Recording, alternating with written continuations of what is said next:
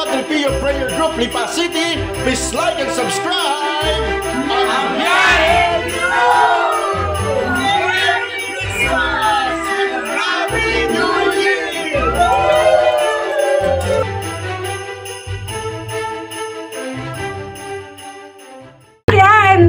At ngayon mga kapatid ay kakapanayamin po natin ang mga miyembro ng Padre Pio Prayer Group.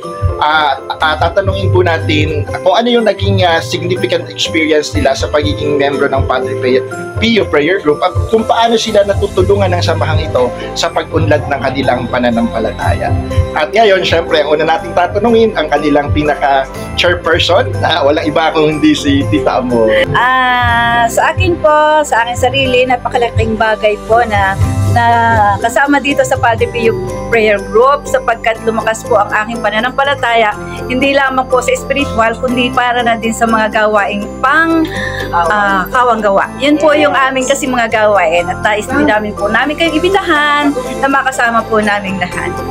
Yes! Okay, salamat Tita Amor. O, sino pa ang gusto magbahagi? Ano?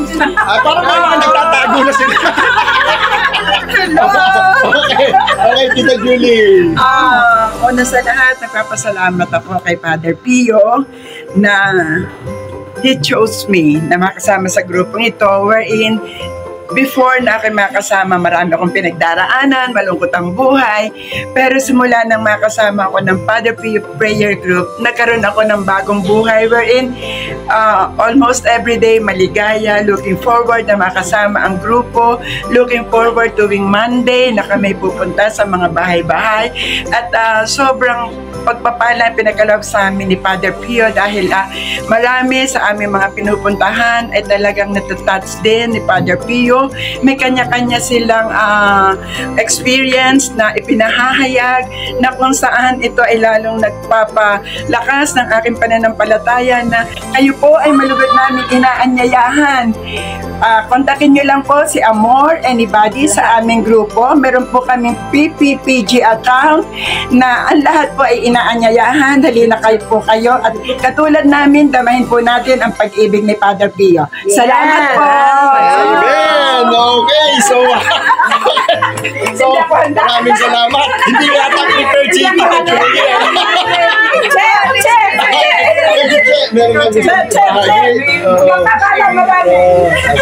tapos pagkayari ni Che, meron din tayo bagong miyembro ngayon.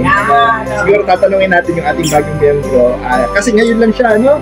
Siguro, what struck her? Ano yung naging, paano siya na-antig, na sumali dito siya? Okay. Para po sa akin, ang significant ng pagiging member ng Padre Pio ay yung maranasan na makabisita sa jail, yung apostolate na ginagawa doon at saka doon sa iba pang mga gawain. Nakakaantig na makita na yung mga nasa loob ay meron silang chance na makarinig ng salita ng Diyos. Ito yung sinasabi nga na tayo yung akala natin ay tayo yung pagdadala sa Diyos doon sa lugar na yun. Pero magugulat na lang kasi tayo mismo makikita natin si Kristo doon sa nasa loob. So, nakakaantig na maranasan ito. Kakaiba yung experience. And ang isa pa ay yung mga mayayaman. Ako kasi napaka-ordinary ko. And yung mga mayayamang tao na nakakasalamuhan namin is napaka-humble nila.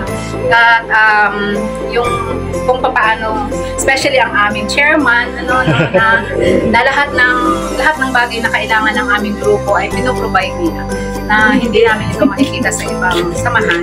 At saka yung pagkakaisa ay hindi nawawala, laging nandoon. Kaya ako ay nagpapasalamat kasi ako ay tinawag din. Hindi ko intensyon na mapasali dito, pero yung grasya ng Diyos na nagdala sa akin dito para makaranas ko paano yung conversion at yung paglibig ng Diyos ay maranasan sa iba. Salamat sa inyo. Okay, salamat po. Tapos si sister, gusto mo ipagbahagi ng konti? Okay. Sino ang iyong recruiter? Sino ang nag-invite sa iyo na sumali sa Padre Pio? Ang nag-invite po sa akin ay si Tita. Ako po ay hindi ko po ini-expect na mapapasama ako ngayon, lalo na po ngayong araw na ito.